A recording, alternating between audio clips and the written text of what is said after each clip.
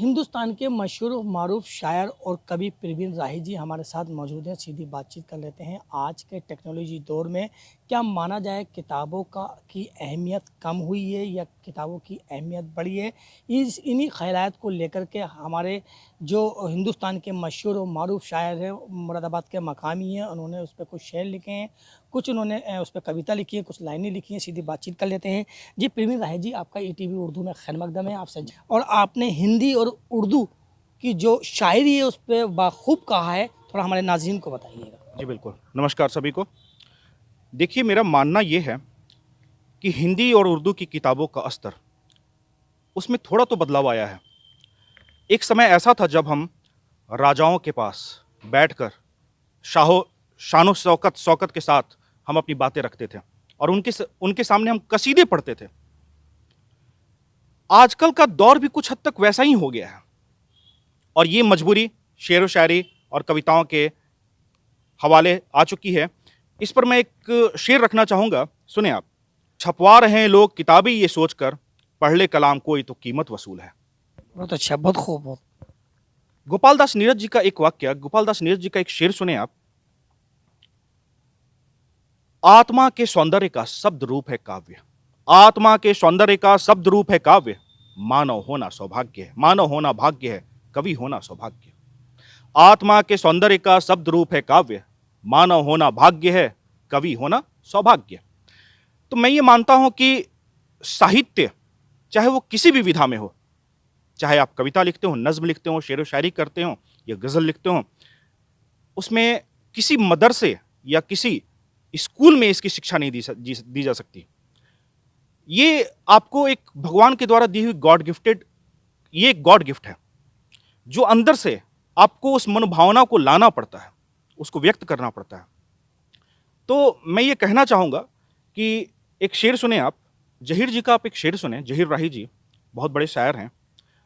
पूछो न आदमी की मजबूरियों का आलम, शायर के हाथ में खुद का कलम नहीं। पूछो न आदमी की मजबूरियों का आलम, शायर के हाथ में खुद का कलम नहीं है। पूछो न आदमी की मजबूरियों का आलम, बहुत अच्छा। शायर के हाथ में खुद का कलम नहीं है।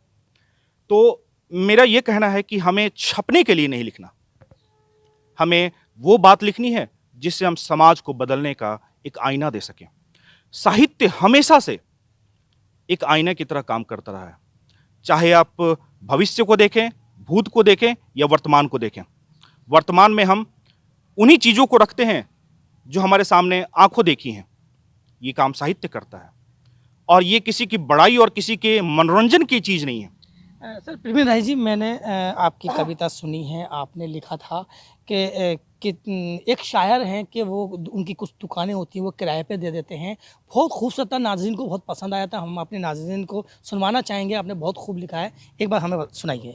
जी बेशक, बिल्कुल सुनाना चाहूंगा। सुने आप। ये कविता मुझे याद तो नहीं, लेकिन मैं आपके सामने ये रखता हूं, सुने आप। किताब की दुकान, ये एक व्यंग्य रूप में कविता है। शर्मा जी का था खाली मकान, शर्मा जी का था खाली मकान, उसमें चढ़ाई किराए पर नई दुकान। शर्मा जी का था खाली मकान, उसमें चढ़ाई किराए पर कई दुकान। शर्मा जी हैं पढ़े लिखे, किताबों से हैं ज्ञान सीखे।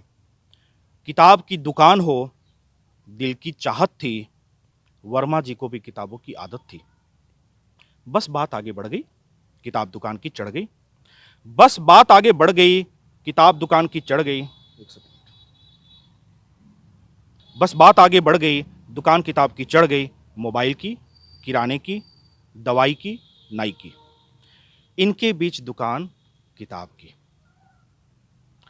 सब पे ग्राहकों की लगती भरमार, सब पे ग्राहकों की लगती भरमार, किताबें भी करती ग्राहकों का इंतजार।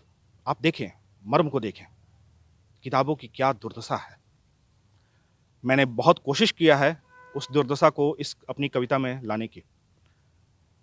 किताबें भी करती ग्राहकों का इंतजार, हर दिन किताबें रोड का धूल फांक रही थी, हर दिन किताबें रोड का धूल फांक रही थी, समाज के पिछड़ेपन को दुबक के झांक रही थी।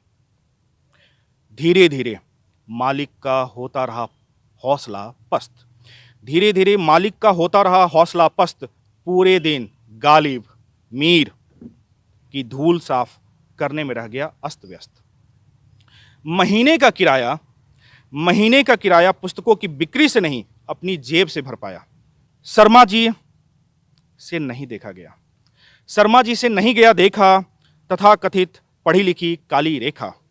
शर्मा जी ने दुकान खाली कराने की ठानी। अब आप देखें किस मोड़ पे जा रही कविता। शर्मा जी ने दुकान खाली कराने की ठानी। शर्मा जी ने दुकान खाली कराने की ठानी। वर्मा जी ने भी फौरन उनकी बात मानी। अंतिम देखें आप, कविता का अंत देखें आप। अगर आपके दिल पर दस्तक दे जाए तो आप मेरी बात समझ सकते हैं आसानी से। ठेले पर किताबों को लदा जाता देख। ठेले पर किताबों को लदा जाकर देख। बहुत खूब, बहुत खूब। ठेले पर किताबों को लदा जाता देख सारी दुकानें मुस्कुरा रही थी। ठेले पर किताबों को लदा जाता देख सारी दुकानें मुस्कुरा रही थी। किताब एक दूसरे से लिपट मुंह छुपा रही थी। मुंह छुपा रही थी। बहुत खूब लिखा है आपने, क्योंकि आपकी ये कविता जो है हमारे नाज़रीन ने काफ़ी पसंद की थी, आज फिर उन्होंने जाना है। अब इसी के साथ ही दूसरा सवाल आपसे ले लेते हैं।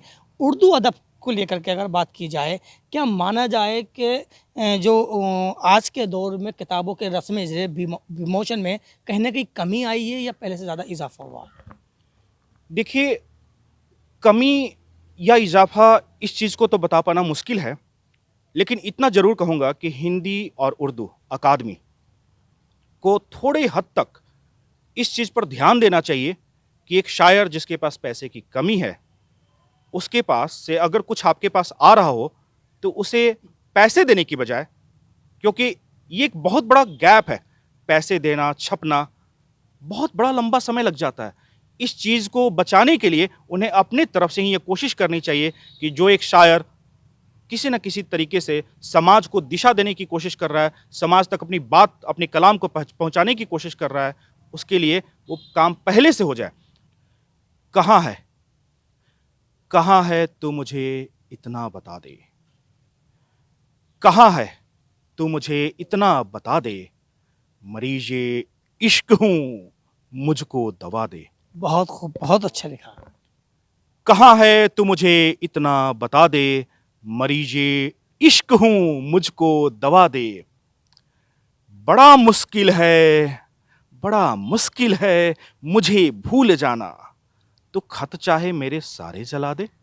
लगता है दिल में भी आपके जख्म है। हाँ, नहीं, जख्म नहीं है। आप ये कह सकते हैं कि यही तो खूबी है एक शायर की और एक कवि की। जब भी कोई रचना रची जाती है तो उसका एक नया जन्म होता है। और मजे की बात आपको बताऊं, सुनकर भी आपको अच्छा लगेगा और ये समाज को भी मैं बोलना चाहूंगा, किसी भी स्कूल में, किसी भी मदरसे से एक शायर नहीं पैदा किया जा सकता। ये भगवान की परम देन है। और गोपाल दास नीरज जी की मैंने वो आपको गोपाल दास नीरज जी का कहा हुआ शेर सुनाया था। तो ये मेरा सौभाग्य है कि मां सरस्वती की कृपा से मैं लिख सकता हूं। तो इसका अगला शेर सुने आप।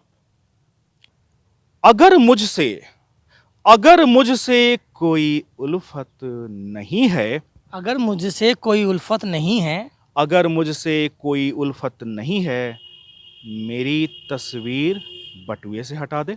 बहुत खूब, बहुत खूब। वाह वाह वाह। अगर चाहते हो अंधेरों से लड़ना, किताबों से कुछ मशवरा लीजिए।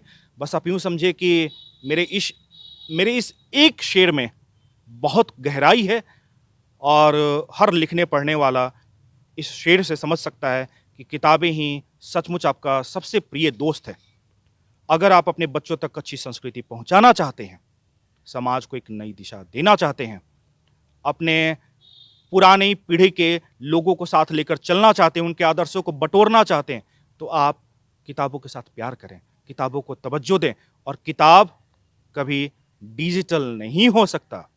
किताब को स्पर्श टेक्नोलॉजी के थ्रू ही अपने हाथ में लेकर पढ़ने की कोशिश करें। प्रवीण राही जी ने किताबों को लेकर अपने ख्यालात पेश किए हैं, वे काबिल तारीफ है। कैमरामैन अब्दुल वाजिद के साथ मैं शहीद शरामत नकवी, ETV उर्दू।